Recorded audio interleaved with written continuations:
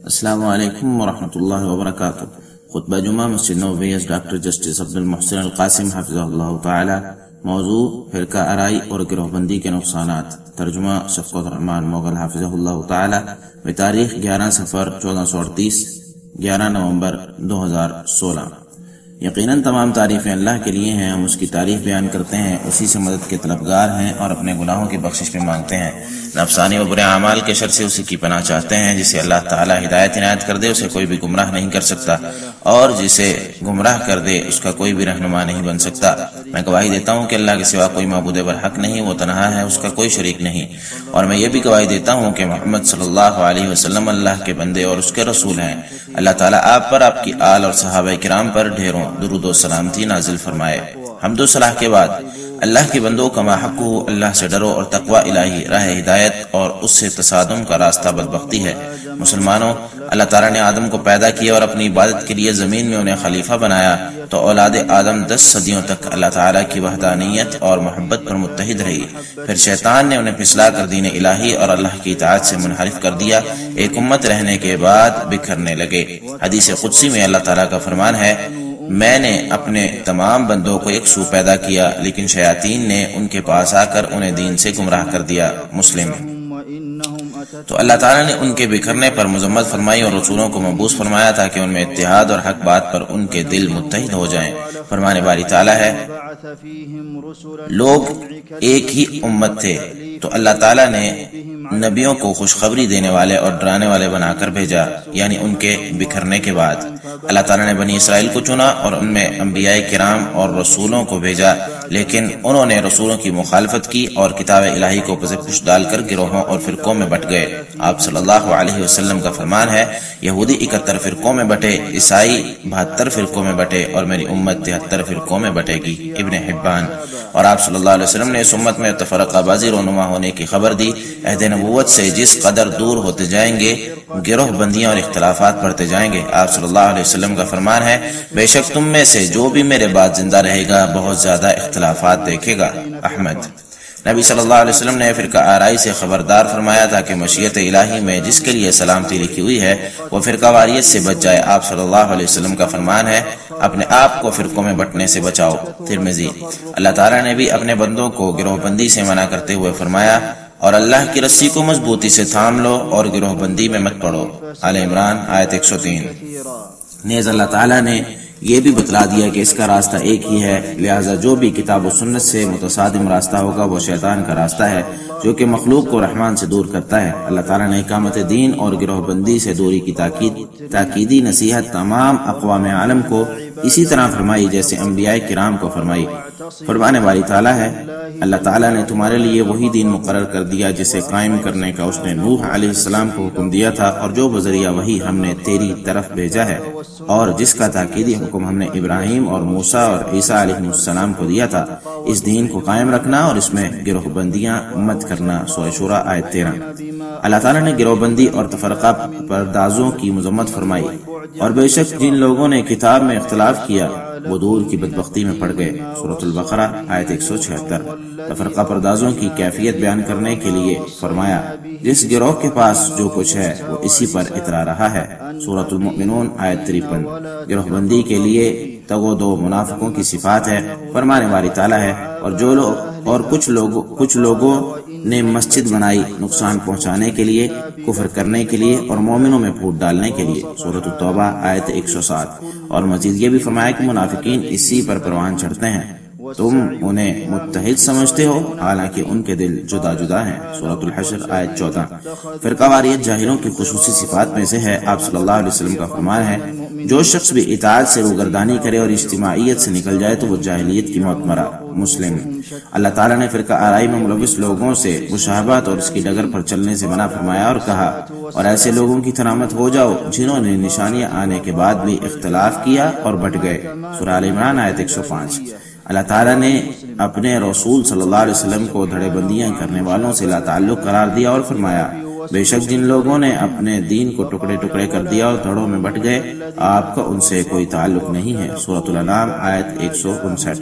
فرقہ واریت میں ملوث لوگ رسول اللہ صلی اللہ علیہ وسلم کے مخالف اور مومنوں کے ساتھ تصادم رکھتے ہیں۔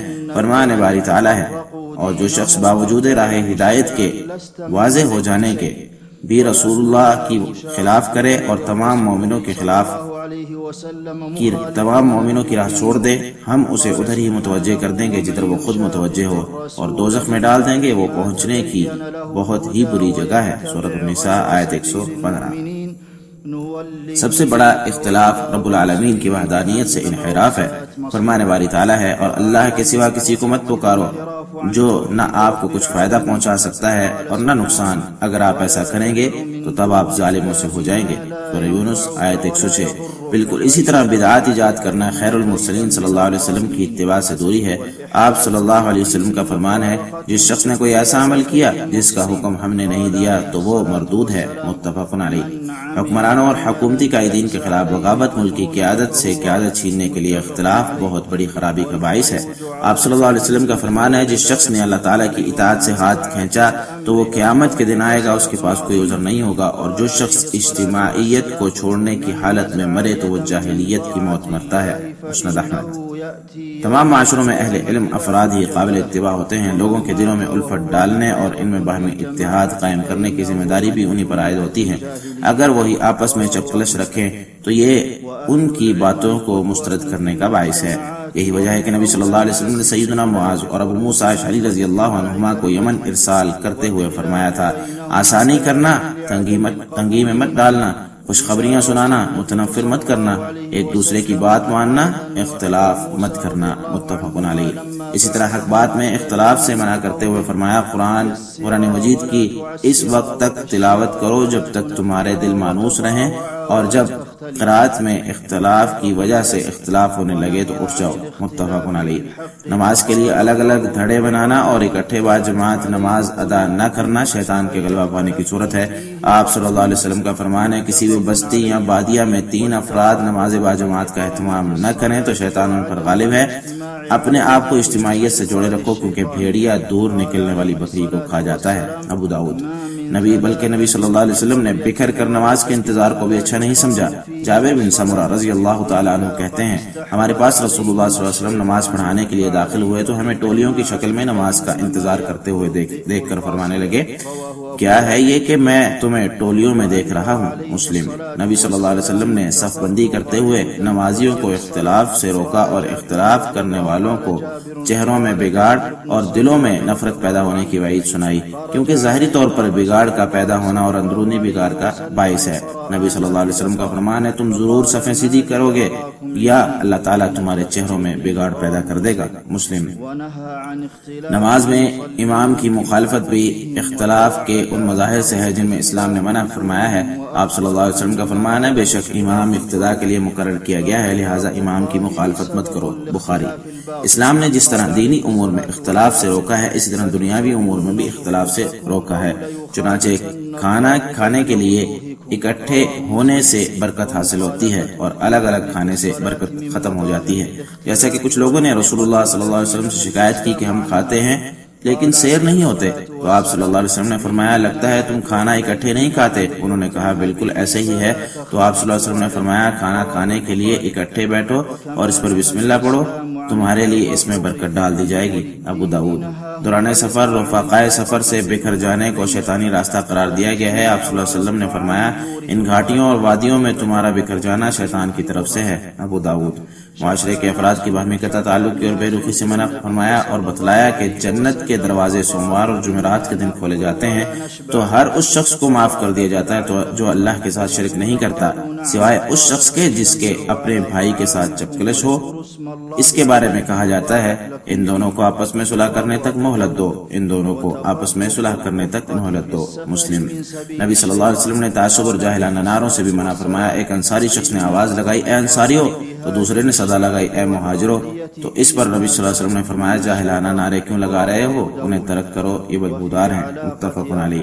اللہ تعالیٰ کو اپنے بندوں کے درمیان اختلاف پسند نہیں، لہٰذا لوگوں میں اختلافات غیر اللہ کی جانب سے ہوتے ہیں۔ شرع اصولوں نے یہ واضح طور پر کسی بھی ایسی چیز کو حرام قرار دیا ہے جو گروہ بندی اور اختلاف کا باعث بنے، بلکہ ادیان رسالت میں ممنوع چیزوں کی ممانعت کا مقصد بھی یہی ہے۔ چنانچہ ہر اس چیز کو منع کر دیا گیا جو مسلمانوں میں اختلافات کا باعث بنے، مثلا بدزنی، حسد، جاسوسی، چغلی، سود، کسی کی بے پر بے کرنا، کسی کی منگنی پر منگنی کا پیغام بھیجنا، عیب جوئی کرنا، ملاوٹ کرنا وغیرہ۔ اس اللہ تعالیٰ نے باہمی اتحاد قائم کرنے اور اختلافات سے بچانے کے لیے اچھی سے اچھی گفتگو کرنے کا حکم دیا اور بری گفتگو سے روکا ہے۔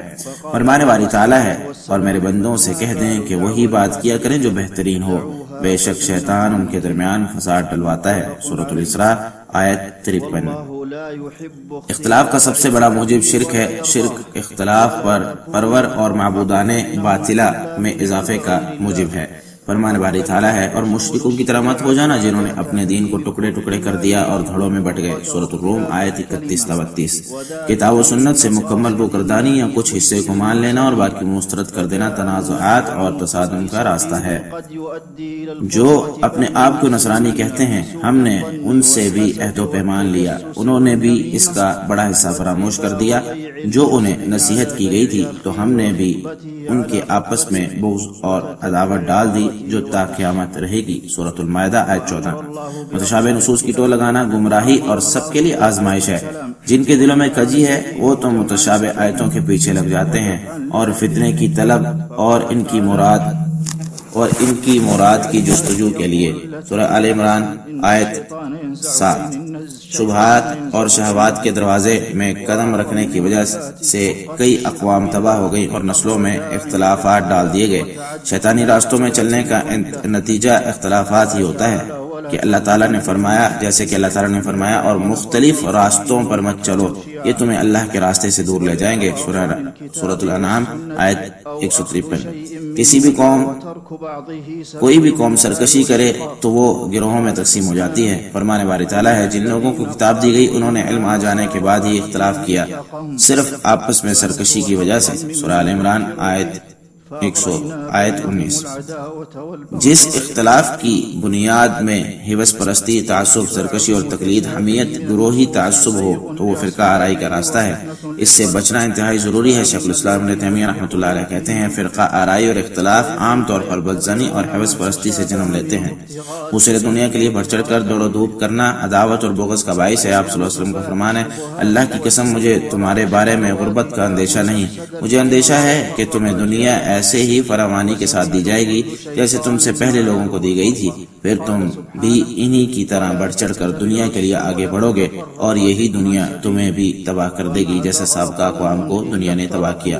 متفق علیہ۔ جب لوگ گروہوں میں بٹ جائیں تو شیطان ان پر غالب آ جاتا ہے۔ آپ صلی اللہ علیہ وسلم کا فرمان ہے، اپنے آپ کو ملت سے پیوستہ رکھو اور الگ ہونے سے بچاؤ، کیونکہ شیطان تنہا کے ساتھ ہوتا ہے جبکہ دو افراد سے دور رہتا ہے۔ ترمذی۔ ابلیس کا چہیتا چیلا بھی وہی ہے جو امت میں سب سے زیادہ تفرق پیدا کرے۔ آپ صلی اللہ علیہ وسلم کا فرمان ہے، بے شک ابلیس اپنا تخت پانی پر لگا کر اپنے چیلوں کو بیچتا ہے، ان میں سے شیطان کا قریبی وہی ہوتا ہے جو سب سے زیادہ فتنہ پرور ہو۔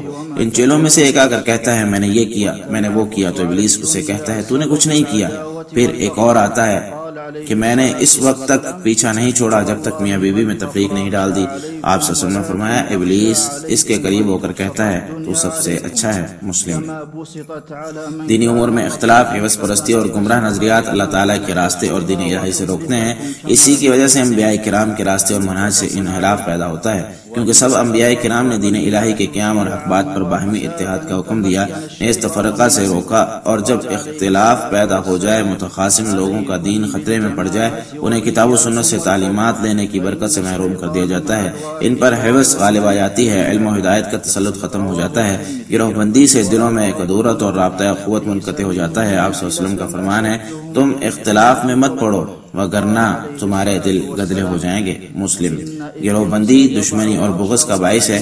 فرمانے والی تعالیٰ ہے، اور تفرقہ میں مت پڑو، اللہ کی نعمت کو یاد کرو کہ جب اس نے تم پر اس وقت نعمت کی جب تم ایک دوسرے کے دشمن تھے، پھر اللہ نے تمہارے دلوں میں الفت ڈال دی۔ سورہ آل عمران آیت 103۔ کوئی بھی قوم بٹ جائے تو کمزور اور ناتواں بن جاتی ہے۔ فرمانے والی تعالیٰ ہے، تنازعات میں مت پڑو وگرنہ تمہاری ہوا تک اکھڑ جائے گی۔ سورۃ الانفال آیت 46۔ اور اگر کسی قوم میں گروہ بندی پیدا ہو جائے تو یہ اللہ تعالیٰ کی ان سے ناراض ہونے کی علامت ہوتی ہے۔ فرمانے والی تعالیٰ ہے، آپ کہتے ہیں کہ وہ قادر ہے کہ تم پر کوئی عذاب تمہارے لیے بھیج دے یا تو تمہارے پاؤں تلے سے یا کہ تم کو گروہ گروہ کر کے سب کو بڑھا دے اور تمہارے ایک کو دوسرے کی لڑائی چکھا دے۔ سورۃ النام آیت 65۔ ابن عباس رضی اللہ تعالیٰ عنہ کہتے ہیں یعنی تمہیں خواہشات اور اختلافات کا مزہ چکھا دے۔ اختلافات کی فوری سزا دشمنوں کے مسلط ہونے کی صورت میں ملتی ہے۔ اللہ تعالیٰ نے اپنے نبی کو وعدہ دیا ہوا ہے کہ ان کے اپنے نفسوں کے علاوہ بیرونی کوئی دشمن مسلط نہیں کیا جائے گا جو انہیں تہس نہس کر دے، چاہے ساری دھرتی کے دشمن ان کے خلاف متحد ہو جائیں، یہاں تک کہ یہ خود ایک دوسرے کو ہلاک کرنے لگیں گے اور ایک دوسرے کو قیدی بنانے لگیں گے۔ مسلم۔ تنازعات، اختلافات اور تفرقہ بازی سے حق تباہ ہوتا ہے، دینی اقتدار منہدم ہوتی ہے اور یہ مشرکین کی مشابہت بھی ہے۔ یہ گمراہی پھیلنے اور جہالت پر مبنی باتیں پھیلنے کا ذریعہ ہے۔ ان میں ملوث ہو کر دینی احکام پر عمل، دین کی تعلیم اور دعوت شدید متاثر ہوتی ہے، بلکہ دینی شعائر معطل ہو جاتے ہیں اور امر بالمعروف اور نہی عن المنکر اور دیگر نیک سرگرمیاں معدوم ہو جاتی ہیں۔ اختلافات کے باعث نعمتیں زائل ہوتی ہیں۔ نبی صلی اللہ علیہ وسلم کو لیلۃ القدر دکھائی گئی تو آپ صلی اللہ علیہ وسلم نے لیلۃ القدر کے متعلق بتلانے کے لیے نکلے۔ باہر دو آدمی جھگڑ رہے تھے تو آپ صلی اللہ علیہ وسلم نے فرمایا میں تمہیں لیلۃ القدر کے بارے میں بتلانے کے لیے نکلا تھا، لیکن فلاں اور فلاں جھگڑ رہے تھے تو اس کی تعیین اٹھا لی گئی۔ بخاری۔ اگر گروہ بندی پیدا ہو جائے تو یہ بڑے سنگین جرائم کا پیش خیمہ ہوتی ہے جن کی وجہ سے قتل و غارت اور خون بہہ سکتا ہے۔ فرمانے والی تعالیٰ ہے اور اگر اللہ تعالیٰ چاہتا تو ان رسولوں کے بعد لوگ آپس میں لڑائی جھگڑا نہ کرتے جبکہ ان کے پاس واضح احکام بھی آ چکے تھے، لیکن انہوں نے آپس میں اختلاف کیا۔ سورۃ البقرہ آیت 253۔ اختلافات کا نتیجہ تباہی ہوتا ہے۔ آپ صلی اللہ علیہ وسلم کا فرمان ہے اختلافات مت کرو کیونکہ تم سے پہلے لوگوں نے اختلاف کیا تو تباہ ہو گئے۔ بخاری۔ آخرت میں اختلافات کرنے والوں کے چہرے سیاہ ہوں گے۔ فرمانے والی تعالیٰ ہے اس دن جبکہ کچھ چہرے روشن ہوں گے اور کچھ چہرے سیاہ ہوں گے، تو جن لوگوں کے چہرے سیاہ ہوں گے انہیں کہا جائے گا کیا تم ہی وہ لوگ ہو جنہوں نے ایمان لانے کے بعد کفر کیا تھا؟ سو جو تم کفر کرتے رہے اس کے بدلے عذاب کا مزہ چکھو۔ آل عمران آیت 106۔ ابن عباس رضی اللہ تعالیٰ عنہ کہتے ہیں اہل سنت کے چہرے سفید ہوں گے اور اہل بدعت و فرقہ واریت والوں کے چہرے سیاہ ہوں گے۔ اللہ تعالیٰ کا ہاتھ ملت اور اجتماعیت کے ساتھ ہوتا ہے اور جو کوئی ملت سے بیزار ہو کر تنہا ہوگا اسے جہنم بھی تنہا ڈال دیا جائے گا۔ ان تمام تر تفصیلات کے بعد مسلمانوں گروہ بندی ذلت اور خفت ہے، تنازعات بدی اور بلا ہیں، اختلافات کمزوری اور دیوانگی ہیں، انتشار دین و دنیا دونوں کے لیے تباہی ہے۔ اسی کی وجہ سے دشمن خوش ہوتا ہے اور امت کمزور ہوتی ہے۔ اسی کی وجہ سے دعوت اللہ کے راستے میں رکاوٹیں پیدا ہوتی ہیں، علم کی نشر و اشاعت بند ہوتی ہے، سینے میں کینہ اور دلوں میں ظلمت چھا جاتی ہے، معیشت کمزور اور وقت رائے گاں ہو جاتا ہے، انسان کو نیک کاموں سے موڑ دیتی ہے۔ عقل مند انسان اختلافات سے روگردانی کر کے کتاب و سنت پر کاربند رہتا ہے اور دوسروں کے ساتھ اپنی بھی اصلاح کرتا ہے۔ یہی نبی صلی اللہ علیہ وسلم کی امت کو انتشار اختلاف سے خلاصی کے لیے نصیحت ہے۔ اے ایمان والو، اللہ کی اور اس کے رسول کی اطاعت کرو اور ان حاکموں کی جو تم میں سے ہوں۔ اگر کسی بات پر تمہارے درمیان جھگڑا پیدا ہو جائے تو اگر تم اللہ اور آخرت کے دن پر ایمان رکھتے ہو تو اس معاملے کو اللہ اور اس کے رسول کی طرف پھیر دو، یہی طریقہ کار بہتر اور انجام کے لحاظ سے اچھا ہے۔ سورہ نساء آیت 59۔ اللہ تعالیٰ میرے اور آپ سب کے لیے قرآن مجید کو خیر و برکت والا بنائے، مجھے اور آپ سب کو ذکر حکیم کی آیات سے مستفید ہونے کی توفیق دے۔ میں اپنی بات کو اسی پر ختم کرتے ہوئے اللہ تعالیٰ سے اپنے اور تمام مسلمانوں کے گناہوں کی بخشش چاہتا ہوں۔ تم بھی اسی سے بخشش مانگو، بے شک وہی بخشنے والا نہایت رحم کرنے والا ہے۔ دوسرا خطبہ۔ تمام تعریفیں اللہ کے لیے ہیں کہ اس نے ہم پر احسان کیا، اسی کے شکر گزار بھی ہیں۔ اس نے ہمیں نیکی کی توفیق دی۔ میں اس کی عظمت اور شان کا اقرار کرتے ہوئے گواہی دیتا ہوں کہ اللہ کے علاوہ کوئی معبود برحق نہیں، وہ اکیلا ہے، اس کا کوئی شریک نہیں، اور میں یہ بھی گواہی دیتا ہوں کہ محمد اللہ کے بندے اور اس کے رسول ہیں۔ اللہ تعالیٰ ان پر، ان کے آل اور صحابہ کرام پر ڈیر رحمت اور سلامتی نازل فرمائے۔ مسلمانوں، جو شخص بھی کتاب و سنت اور آثار صحابہ کا جس قدر تابعدار ہوگا وہ اتنا ہی زیادہ کامل ہوگا۔ وہ شخص اتحاد، ہدایت، اللہ کی رسی کو تھامنے والا اور فرقہ واریت، اختلافات سمیت فتنوں سے بھی اتنا ہی دور رہے گا۔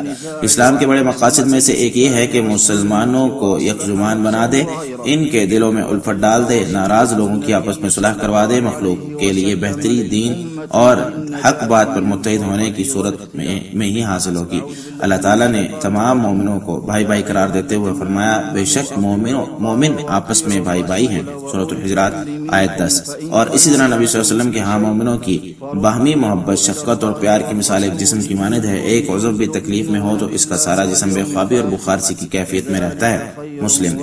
اور ایک جگہ فرمایا ایک مومن اپنے دوسرے مومن کے لیے دیوار کی طرح ہے جس کا ایک حصہ دوسرے کو مضبوط بناتا ہے۔ متفق علیہ۔ باہمی اتحاد و اتفاق اللہ تعالیٰ کی نعمتیں ہیں جو کہ اللہ تعالیٰ اپنے بندوں کو خاص فضل و کرم کے ساتھ عنایت فرماتا ہے۔ ان کے دلوں میں باہمی الفت بھی اسی نے ڈالی ہے۔ زمین میں جو کچھ ہے تو اگر سارا کا سارا بھی خرچ کر ڈالتا تو بھی ان کے دل آپس میں نہ ملا سکتا، یہ تو اللہ تعالیٰ ہی نے ان کے دل میں الفت ڈالی ہے۔ سورہ انفال آیت 53 آیت 63۔ مسلمانوں کی ذمہ داری بنتی ہے کہ اس نعمت کی حفاظت کے لیے اپنا سینہ صاف رکھیں، دوسروں سے محبت کریں، ان کی خیر خواہی چاہیں۔ یہ بات جان لو کہ اللہ تعالیٰ نے تمہیں اپنے نبی پر درود و سلام پڑھنے کا حکم دیا اور فرمایا اللہ اور اس کے فرشتے نبی پر درود بھیجتے ہیں، اے ایمان والو تم بھی ان پر درود و سلام بھیجا کرو۔ الاحزاب آیت 56۔ اللہم صلی وسلم وبارک علی نبینا محمد۔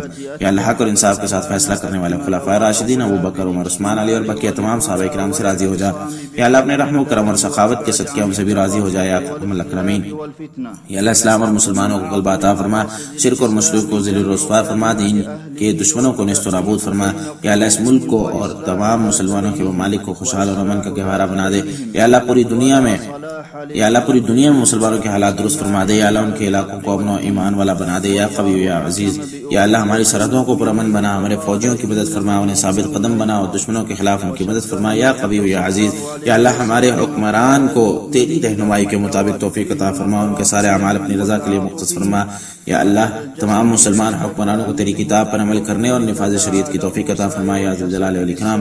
یا اللہ تو ہی اللہ ہے اور تیرے سوا کوئی معبود حقیقی نہیں ہے، تو ہی غنی ہے، ہم فقیر ہیں، ہمیں بارش عطا فرما، ہمیں مایوس مت فرما، ہمیں بارش عطا فرما۔ یا اللہ ہمیں بارش عطا فرما، یا اللہ ہمیں بارش عطا فرما۔ یا اللہ رحمت کی بارش ہو، عذاب والی بارش نہ ہو، گرانے یا پانی میں غرق کرنے والی آزمائش میں ڈالنے والی بارش نہ ہو یا ارحم الراحمین۔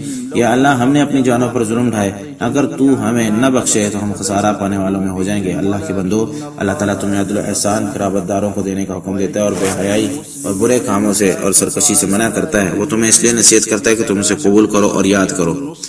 سورۃ النحل آیت 90۔ تم عظیم و جلیل اللہ کا ذکر کرو، وہ تمہیں یاد رکھے گا۔ اللہ تعالیٰ کی نعمتوں کا شکر ادا کرو اور وہ تمہیں بہت زیادہ دے گا۔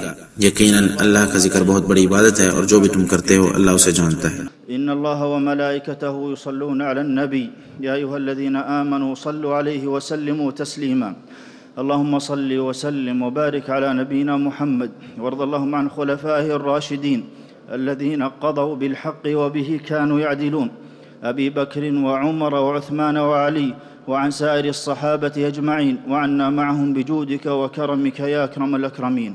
اللهم أعز الإسلام والمسلمين وأذل الشرك والمشركين ودمر أعداء الدين واجعل اللهم هذا البلد آمنا مطمئنا رخاء وسائر بلاد المسلمين يا رب العالمين.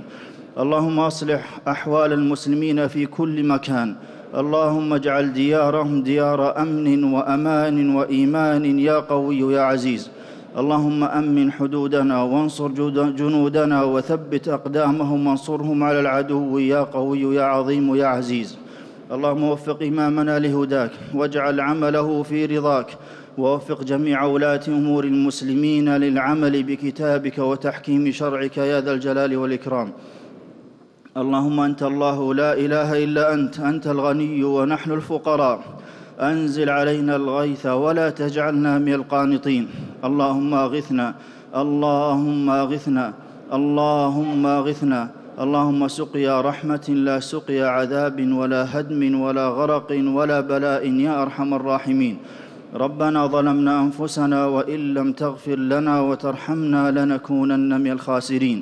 عباد الله إن الله يأمر بالعدل والإحسان وإيتاء ذي القربى وينهى عن الفحشاء والمنكر والبغي يعظكم لعلكم تذكرون.